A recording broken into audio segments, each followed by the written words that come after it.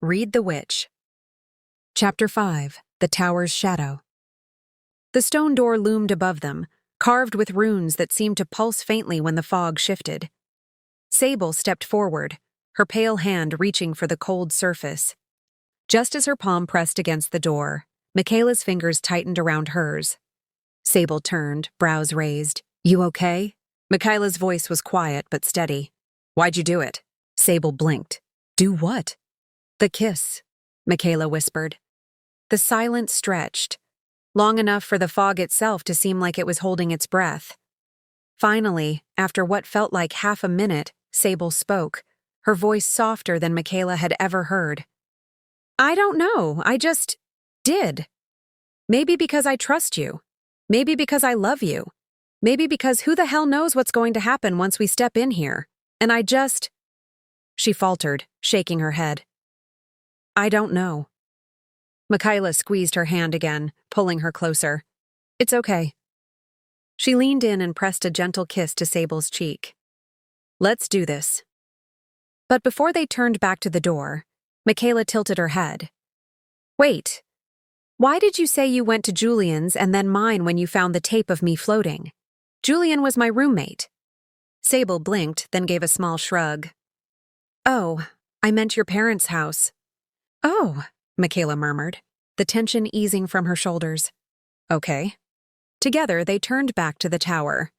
The door groaned as Sable pushed, and with a shudder of stone, it opened. The air inside was heavy, thick with dust and age. The floorboards creaked beneath their boots, and the stench of mildew mixed with a faint, sharp reek of alcohol. The tower's main hall stretched upward into darkness, a spiral of stairs winding impossibly high into unseen floors.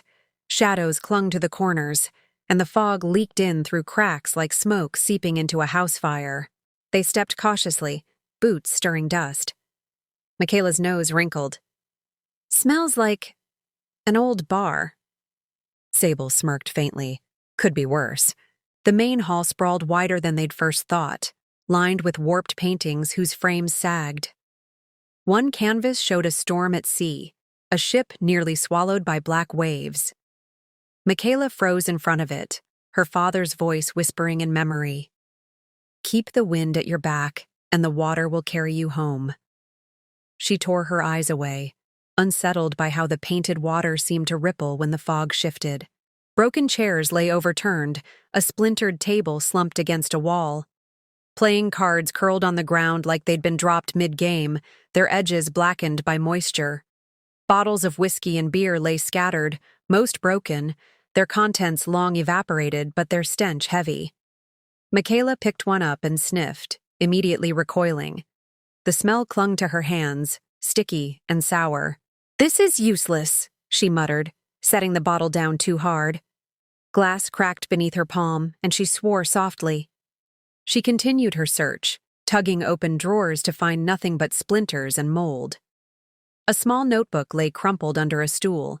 She flipped it open, but the writing dissolved into gibberish, the ink bleeding across the page like veins. She slammed it shut, heart pounding, and whispered, "None of this makes sense." The longer she lingered, the worse it felt. The alcohol stench clung to her hair and clothes until she gagged. Every creak of the floor made her glance over her shoulder, the sensation of eyes crawling across her back. Sable's voice echoed from across the hall. "I'll check the basement. You stay up here. We'll cover more ground." Michaela turned sharply. "Wait, what are we even looking for?" Sable hesitated at the stairwell, her hand gripping a rusted railing. "Anything. Clues, weapons, a way to fight this thing, or to get the hell out." Michaela nodded slowly. "Right. Escape or fight." Their eyes met across the dim hall. Michaela's lips moved in a whisper, not for herself, but for Sable. A blessing against whatever waited below. The fog seemed to curl at the stairwell as if it were listening. Downstairs, the stairwell groaned beneath Sable's weight as she descended. The air grew colder, thicker, the smell of mildew sharp. The sound of dripping echoed like a heartbeat. At the bottom, the basement stretched wide, its walls lined with shelves stacked high with books. Her breath caught.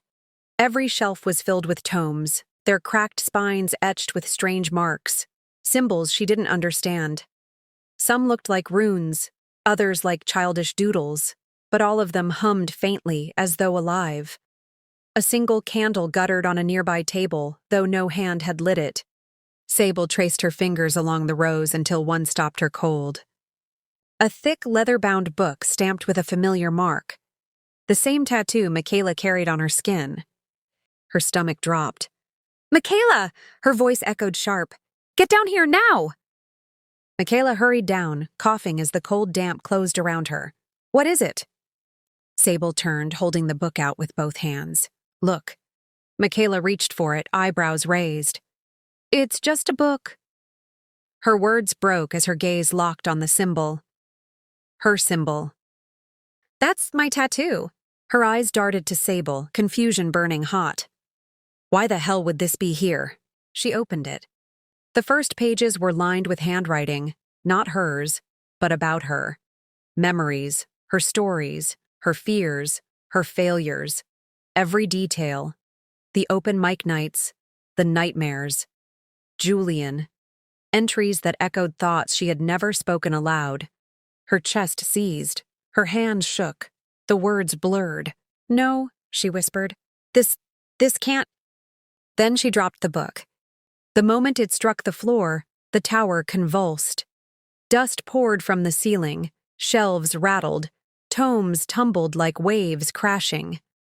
A deep guttural scream tore through the stone, inhuman, alive, vibrating through their bones. The sound was everywhere, shaking their teeth, tearing at their ears. The ground pitched. Michaela screamed as she and Sable toppled, colliding hard against the stone. They clung to each other, arms wrapped tight, dust stinging their eyes. "I love you, Michaela," Sable shouted over the roar. "I love you too, Sable." Books crashed around them. The scream grew louder, then cut off so suddenly it left ringing silence in its wake. The trembling ceased. Dust drifted slowly back to the floor. The shelves groaned back into stillness. They opened their eyes slowly, still clutching one another, breaths ragged. The fog had thickened at the stairwell, pouring into the basement like smoke, pressing close as though it had crept down to watch. Michaela stood unsteadily, brushing dust from her arms. "What the fuck was that?" Sable pointed, her face pale. "Look, the book." It lay on the floor, the cover still dusty but changed. The symbol was gone. Michaela bent down, gingerly picking it up. She flipped it open, her heart pounding. Every page was blank. Her voice cracked. "It's empty, everything's gone." They stared at each other, the weight of it sinking like lead. Sable swallowed hard, voice low. "Well, you hurt something." Michaela clutched the book, her hands shaking. What the fuck is going on? The fog swirled tighter around the basement stairs, whispering as though it had been waiting for this moment all along.